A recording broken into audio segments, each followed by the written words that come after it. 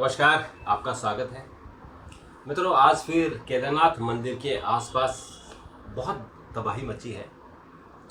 भूस्खलन हुआ है, बादल फटे हैं और कई लोग फंस गए। उनको एनडीआरएफ और जो स्टेट डिजास्टर मैनेजमेंट के लोग हैं वो उनको बचा रहे हैं। ऐसी खबरें हैं कि शायद कुछ लोग मलबे में बह गए या दब गए। वो उसकी खबर बाद में कंफर्म करेंगे, लेकिन अभी ये है कि बहुत सारे लोग फंसे हुए हैं। और जो वीडियो आ रहे हैं कि सड़क की सड़क यानी पूरा जो सड़क का टुकड़ा है, कोई 25 मीटर कहीं 30 मीटर ये बह गया है, कहीं पुल बह गए हैं।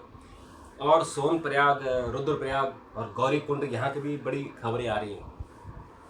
दरअसल मित्रों, ये तो बात डिजास्टर है, नेचुरल डिजास्टर है। इसमें कोई किसी का इसमें कंट्रोल नहीं है।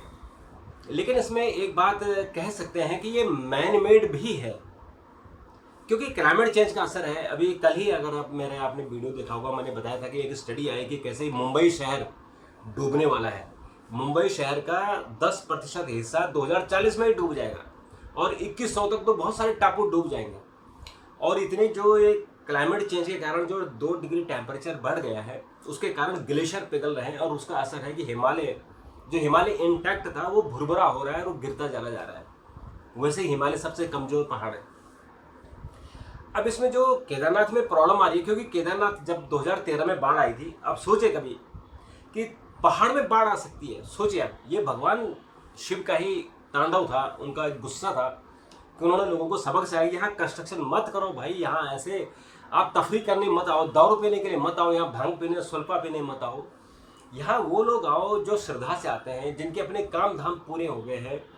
क्योंकि हम लोकल लोग हैं, हमको सिखाया गया है कि केदारनाथ, बद्रीनाथ यानी 4 धाम की यात्रा तब जाते हैं जब आप अपनी आपकी जो घरेलू जिम्मेदारियां हैं, जो आपकी पारिवारिक जिम्मेदारियां हैं, वो जिम्मेदारियां जब पूरी हो जाती हैं, तब जब आपका वानप्रस्थ शुरू हो जाता है, तब जाके आप जो धार्मिक यात्राएं करो। क्योंकि धर्म की आपने यात्रा की, उसके बाद घर लौटने का कोई मतलब नहीं होता। लेकिन आज क्या हो रहा है कि लौंडे लपाड़े जिनके पास स्कूटर, मोटरसाइकिल है, कार आ गई है और वो सीधे बद्रीनाथ केदारनाथ पहुंच जा रहे हैं। वहां जाके हमने देखा कि दारू की बोतलें कैसे पड़ी है।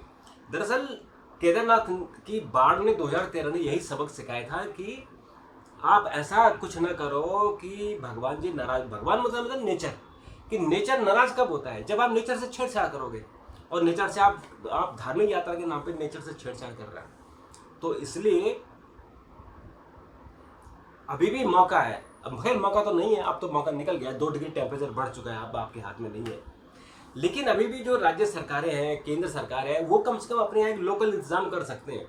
ये यात्रा क्यों ऐसे ये लोग हजारों की संख्या में क्यों जा रहे हैं? आप वहाँ जाइए अमरनाथ में, इतनी दुरूह यात्रा थी वो, वहाँ इतने लोग घुस गए हैं कि अब वहाँ जो भगवान केदारनाथ का जो अमरनाथ की जो शिला बनती थी, वहाँ जो बर्फानी बाबा का बर्फ के लिंग बनते थे, अब तो नहीं बनता। अब तो वो लोग जमा लाते हैं और रख देते।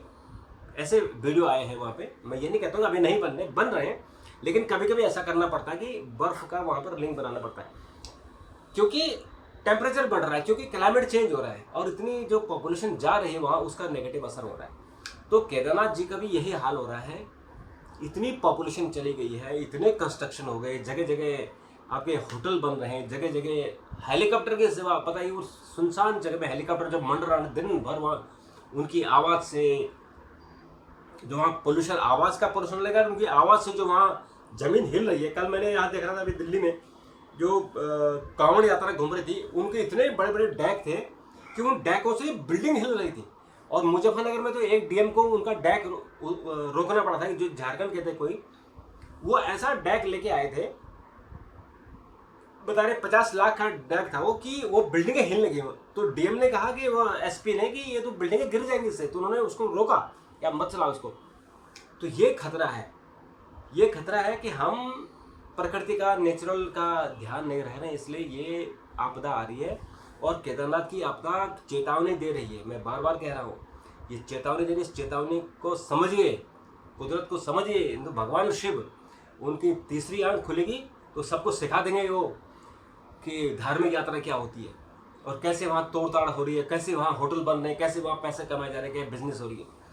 इसलिए उत्तराखंड को बचाना है, हिंदुस्तान को बचाना है। कंस्ट्रक्शन मत कीजिए, यात्रा पर सिर्फ वही लोग जाएं जो आध्यात्मिक लोग हैं, जो भगवान को मानते हैं। नहीं तो अपना घर में रहिए। यहाँ आप घूमने के लिए और कहीं जाइए, आप कश्मीर जाइए, आप गुलमर्ग जाइए, आप अंडमान निकोबार जाइए, आप गोवा जाइए, घूमने के लिए वहाँ जाइए। लेकिन अगर आपको पहाड़ों में जाना है, अगर धार्मिक यात्रा करनी है, तो आध्यात्मिक बनना पड़ेगा। तो मित्रों, आप अपना कमेंट जरूर दीजिएगा, इस पर हम आगे भी चर्चा करेंगे। तब तक के लिए नमस्कार, थैंक यू, धन्यवाद।